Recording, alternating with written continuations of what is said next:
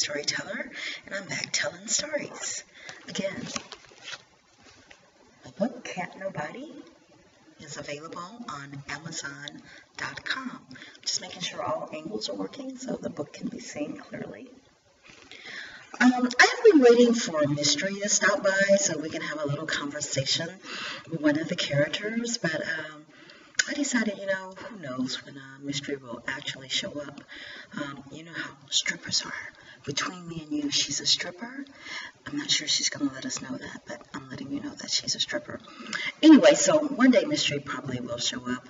But until then, let's talk a little bit about what's been going on in the world. Well, there's been a lot going on. Caitlin has surpassed the POTUS Twitter account. I think she reached 1 million in 4 hours, whereas Obama reached 1 million in 5 hours. Wow. Okay, Caitlin, I'm asking for a little bit of love here. Can't Nobody, JJV The Storyteller, Amazon.com. Okay, now that that's out of the way. I said I would talk about a little bit of random thoughts. One thing that was really interesting, I think they've been covering the last 2 mornings on the news, is the security breaches at the airport.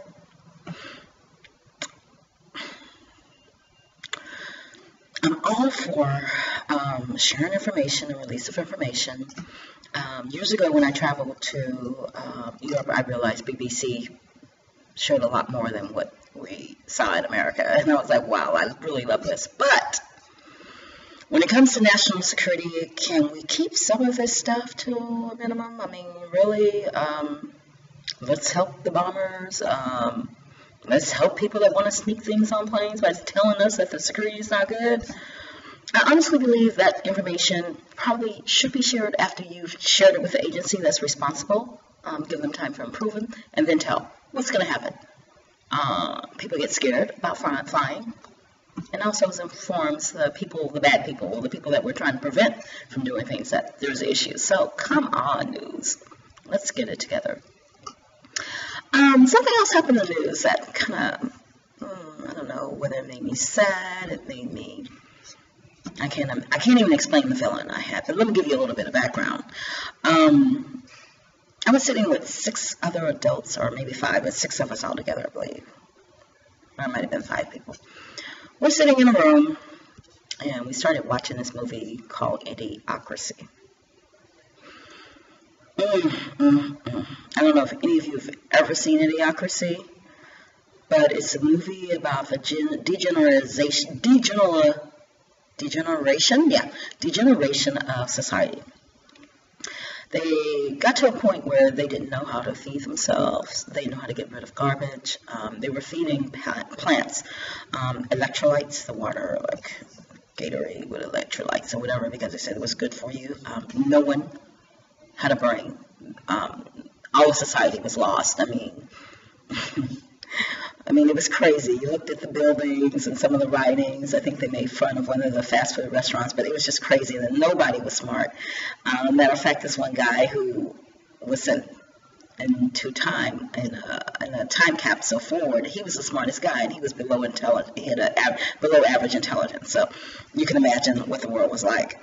Him and another lady was sent, and I don't know. These are probably famous actors, but we watched this movie, and we're watching it going, why are we watching this movie? And then by the end, we're like, why did we sit there and watch the movie? But it was sad. It really was sad. And sometimes I do. I think about the future. I think one of my tapes I said, what would it be like in 2008? Right? I don't know. I want to put us 100 years. And I hope that we see progress and we don't see regress. Because something happened last week on the news that really kind of got my attention. It was about Scrabble. I don't know how many of you have ever played Scrabble, but Scrabble is a word game, and the more vocabulary, or the larger your vocabulary is, the more points and the more ability that you have to win. You can be creative, you have double word scores, triple letter scores, etc. But the point is to try to make up words to win the game. I grew up playing Scrabble. My parents played Scrabble with us, and probably a highlight of Friday nights when I was like 6.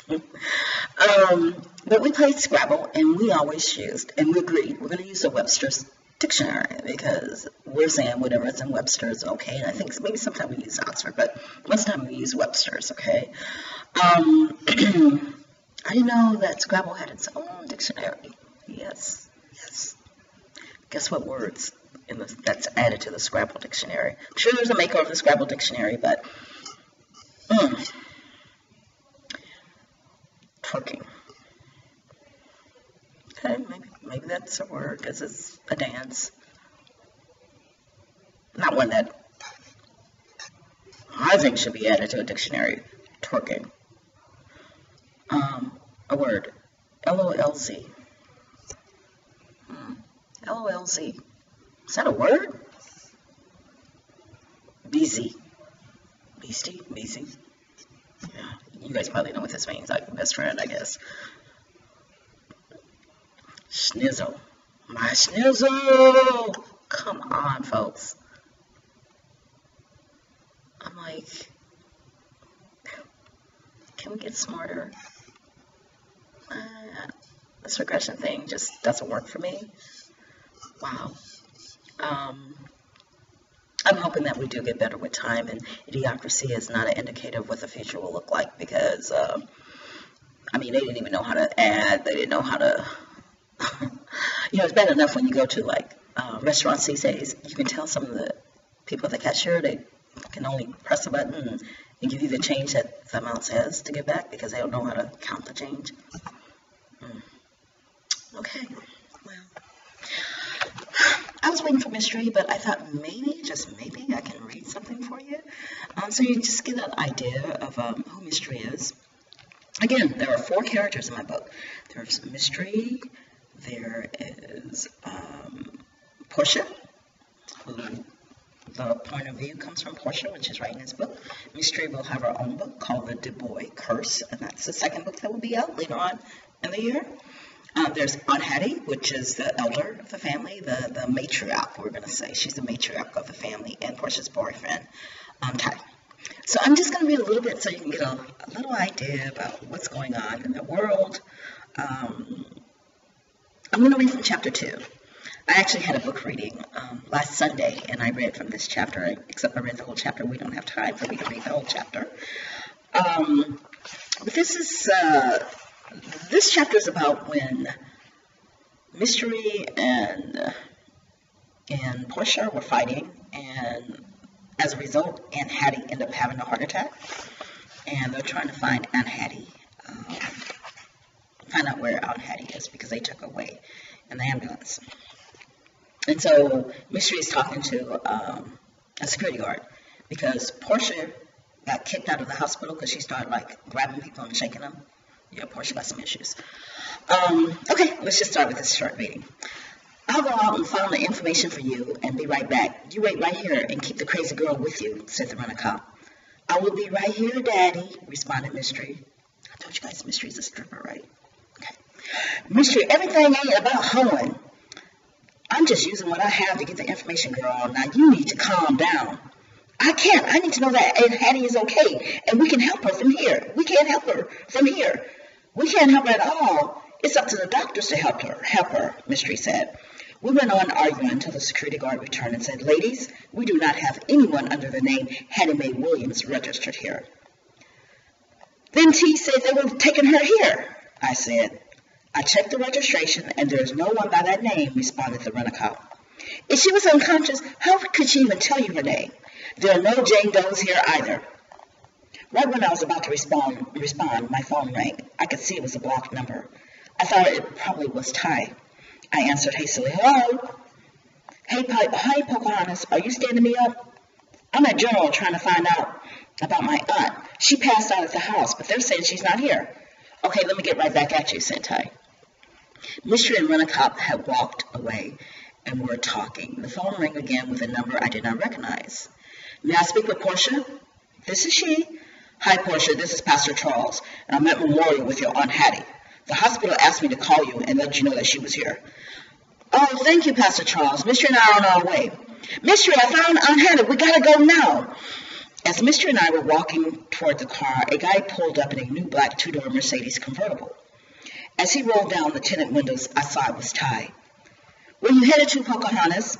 "My aunt is at Memorial, and we're headed there. Are you driving?" "Yes, I am." "No, you're not." "You look too upset." Mystery put on her hands on her hip and shook her head and said, "Nuh-uh, we ain't riding with you." "Mystery, this is Ty. Ty, this is Mystery. Come on, now you know him. You can ride with him." I pulled Mystery by the hand and opened Ty's door. "I'm not comfortable with this. He looks like a drug dealer." "Like you ain't never been with a drug dealer before, Mystery." Mystery reluctantly got in the back seat. Ty looked at Mystery and said, "I know Pocahontas can be rude at times, so I apologize for an inadequate introduction. My name is Ty. I'm here to help you." Mystery asked Ty why he called me Pocahontas. Look at her beautiful skin, her silky long black hair, her tantalizing eyes, and her captivating high cheekbones. She reminds me of a lot of a black Pocahontas. I immediately began blushing at his description. Then Ty went on to say, "As a matter of fact, you two look alike, with the exception of your hair." I looked at Ty and rolled my eyes. "Well, you certainly are charming," responded Mystery. "Ty, can we get this car rolling? Aunt Hattie's at the hospital, and we have no idea how she's doing." "Yes, Pocahontas, I'll get you there in a flash." Ty pulled off, and I jerked forward. I looked at him, and he was smirking. "Look, I would like to get there live. Put on your seatbelt, Pocahontas. I assure you that I will get you there safely." I messed up on reading. I made up words. But yeah, that's from chapter 2. And my readings, I try to not give away too much of what's going on, because this book has a lot of twists and turns. Things that you don't expect to happen will happen. So go out and get your own copy of Can't Nobody by JJV The Storyteller. And peace out.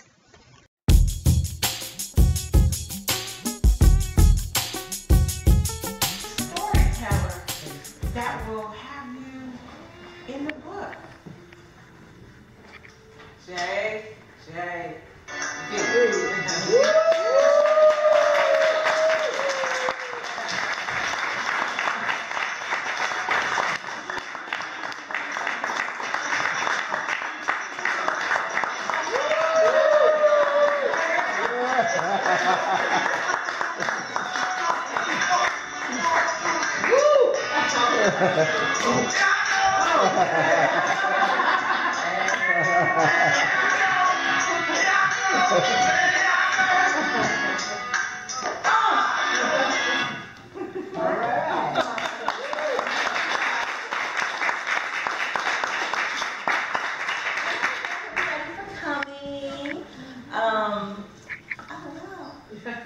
Pleasure to see you guys.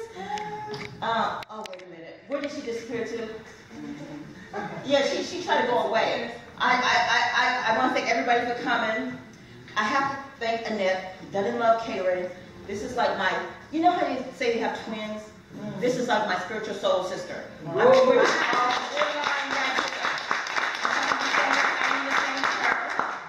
and her beautiful sister. I'm gonna take a bow, take a bow, take a bow. Sherry.